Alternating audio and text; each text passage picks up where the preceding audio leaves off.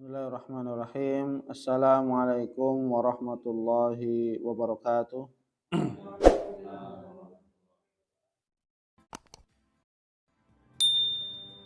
Alhamdulillah rabbil alamin wassalatu wassalamu ala asyrafil anbiya'i wal mursalin wa ala alihi wa ashabihi wa man ihtada bihadihi wastanna bisunnatihi ila yaumiddin. Amma ba'd.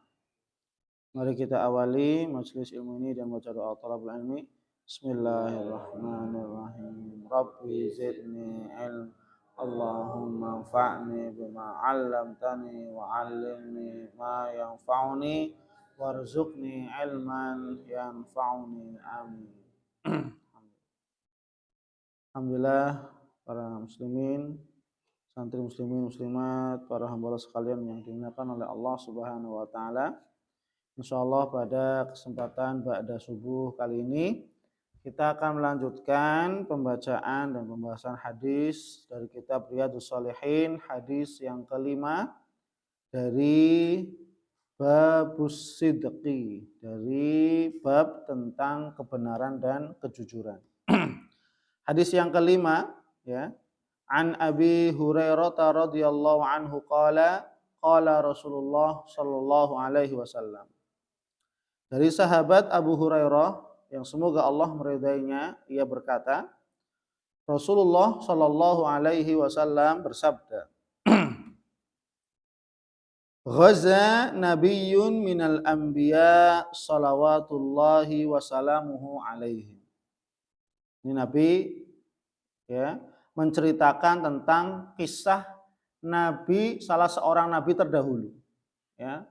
Di sini disebutkan di dalam penjelasannya, nama Nabi ini namanya Nabi Yusha bin Nun. Ya, Pak? Nabi Yusha bin Nun. Baru dengar kan? Ya. Nama Nabi namanya Nabi Yusha bin Nun. Ya, ini namanya ya dalam penjelasannya. Berperang salah seorang dari nabi-nabi Allah, ya, di antara nabi-nabi Allah, shalawatullah wassalamuhu alaihim, yang semoga shalawat dan salam Allah terlimpahkan kepada mereka semuanya para nabi. Faqala liqaumihi, dan nabi ini, Nabi Yusha bin Nun, mengatakan kepada kaumnya tatkala hendak ingin ya berjihad di jalan Allah, ingin berperang melawan Yahudi, sama ya. Faqala liqaumi, maka Nabi Yusha bin Nun mengatakan kepada kaumnya, la yatba'anni rajulun malaka bud'a imra'atin wa huwa yuridu an yabniya biha. Ya. Walamma yabni biha. Ya. Janganlah sekali-kali mengikuti perangku ini di antara kalian laki-laki yang ya, di sini bahasa kiasan, bud'a imra'atin, yang memiliki kemaluan wanita. Maksudnya apa? Yang dia memikirkan bagaimana hubungan suami istri. Orang mau perang, mau jihad, masa mikirin ya barang seperti itu. Ya, maka di sini apa? La yattabi'anni rajulun malaka bud'a imra'atin wa huwa yuridu an yabni biha. Maka janganlah, nah kalau bahasa sininya, janganlah sekali-kali kalian yang mengikuti perang memikirkan syahwatnya masing-masing. Tahan, maksudnya gitu kalau bahasa ini ya. Jangan sampai apa? Memikirkan hal-hal yang bukan jihad. Ya, artinya apa? Meluruskan niat. Ya, lah buat apa kalau seandainya dia ikut jihad tapi kepikiran hal-hal yang lain selain daripada jihad melawan musuh-musuh Allah Subhanahu wa taala. Ya, gitu. Kemudian yang kedua, janganlah sekali-kali mengikuti perang bersamaku orang yang wala ahadun bana buyutan walam yarfa' suqufaha. Orang yang bangun rumah tapi atapnya belum tertutup sempurna. Berarti mikirin rumah gitu ya. Udah kalau mau jihad sudah tinggalkan, mau rumahnya mau setengah, mau belum ketutup gentengnya, belum beratap, tetap melaksanakan perintah Allah. Jangan memikirkan apapun. Ketika datang perintah Allah, maka segera tunaikan. Ya, itu. Luar biasa ini, ya. Kemudian yang ketiga, janganlah sekali-kali mengikuti perang bersamaku, kata Nabi Yusha bin Nun kepada kaumnya. Orang yang membeli kambing, ishtara ghanaman au khalifah, orang yang telah membeli kambing, khalifah itu kambing yang sedang bunting, ya, yang sedang ya hamil gitu ya. Wa huwa yantadhir aulada, sedangkan dia menunggu ya kelahiran dari anak kambing tersebut. Artinya apa? Itu tadi ya, menjadikan hati dan pikirannya ya terfokus kepada kapan ini lahiran anak kambing ya, yang harusnya fokus untuk ya berjihad dengan Allah, namun pikirannya kembali kepada hal-hal yang sifatnya dunia. Nah ini jadi artinya di sini Nabi Yusha bin Nun mengingatkan kepada kaumnya bahwasanya jihad niatnya harus lurus karena Allah. Ya, hati, pikiran, perbuatan, lisannya semuanya terfokus pada satu tujuan, yaitu apa? Al jihad fi sabilillah. Berjihad di jalan Allah Subhanahu wa taala. Fa ghaza fadana minal qaryah salat al-'asr au qariban min dzalik. Maka lalu Nabi Yusha bin Nun itu berperang. Ya. Mendekati waktu asar. Loh, mendekati waktu asar. Atau hampir dekat dengan waktu asar. Oh, di sini disebutkan au qariban min dzalik, ya. Faqala lisyamsi, kemudian Nabi Yusha bin Nun mengatakan kepada matahari. Loh, ini satu-satunya nabi yang memohon kepada Allah untuk menunda matahari terbenam. Coba bayangkan, ini satu-satunya nabi ini. Mohon kepada Allah, ya Allah, tunda terbenamnya matahari. Kenapa? Karena diriwayatkan dalam riwayat yang lain, berperangnya pada hari Sabtu. Sedangkan orang-orang Yahudi pada hari Sabtu ketika sudah masuk Sabtu malam, maghrib, maka tidak boleh perang. Orang Yahudi kan, ini keyakinannya. Karena hari Sabtu adalah hari agungnya orang-orang Yahudi. Ketika hari Sabtu masuk ya, berarti Jumat malam Sabtu gitu ya, masuk hari Sabtu. Jadi perangnya pada hari Jumat, bukan Sabtu tadi ya.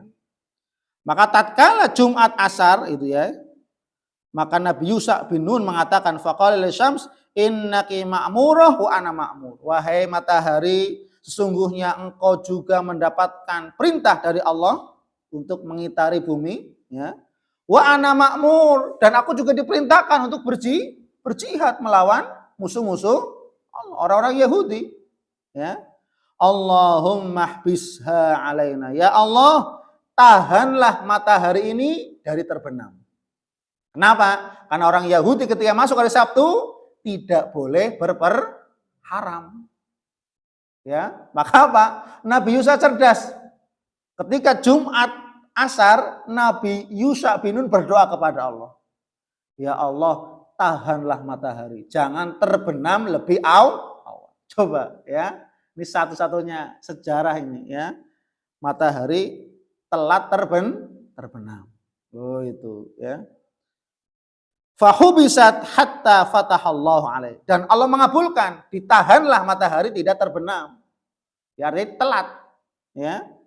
Hatta fatahallahu alaih, sehingga Allah Subhanahu wa taala memberikan kemenangan kepada Nabi Yusha bin Nun mengalahkan orang-orang Yahudi. Ya. Fajama'al ghanaim, kemudian Nabi Yusha bin Nun dan pasukannya mengumpulkan harta rampasan perang yang begitu banyak. Faja'at ya'ni nar, maka datanglah api dari langit. Ya. Litakulaha, untuk memakan harta rampasan tersebut. Ya. Kenapa? Karena ada orang-orang yang curang dari pasukan Nabi Yusha bin, tidak jujur. Ya. Faqala, maka Nabi Yusha bin Nun mengatakan, inna fikum ghululan, sesungguhnya di antara kalian ada yang mengambil harta rampasan perang ini atau mencuri harta rampasan perang ini. Tidak jujur. Padahal apa? Harta rampasan perang ini milik Allah dan Rasulnya. Ya. Tidak boleh mengambil sebelum diputuskan oleh Allah Subhanahu. Lah ini belum diputuskan, baru menang, sudah ngumpul, sudah ada yang ngambil, mencuri secara diam. Ya. Maka apa? Datang api, ya kalau zaman dulu gitu. Kalau harta rampasan perang dikumpul, loh kemudian apa? Diambil, maka harta rampasan itu ada yang terbakar. Berarti apa? Menandakan ada orang yang mencuri. Ya. Fal yubayyi'ni min kulli qabilah rajul. Maka hendaklah di antara kalian berjabat tangan denganku. Loh, jadi setiap kabilah nih, ini pasukan dari kabilah ini pasukan dari kabilah ini pasukan dari kabilah ini. Maka apa? Nabi Yusuf bin Nun menyuruh mereka masing-masing untuk berjabat tangan. Ya. Falaziqat yadu rajulin biyadi. Maka tatkala berjabat tangan dengan Nabi Yusuf bin Nun, ada beberapa laki-laki dari kabilah ini yang tangannya lengket dengan Nabi Yusuf bin. Berarti ini yang mencuri. Coba yang ketahuan ya. Siapa yang lengket berarti dia yang mengambil harta rampasan perang tanpa izin. Ya. Qala fikumul hulul. Kemudian kepada kabilah yang lain mengatakan, di kabilah ini juga ada ya yang mencuri harta rampasan perang. Fal yubayyi'ni qabilatu. Maka hendaklah kabilah ini berjabat tangan denganku, berbaiat kepadaku.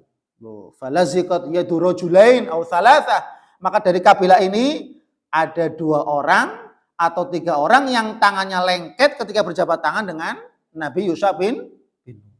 Ya. Faqala fikumul hulul. Di antara kalian ada orang-orang yang mencuri harta rampasan perang.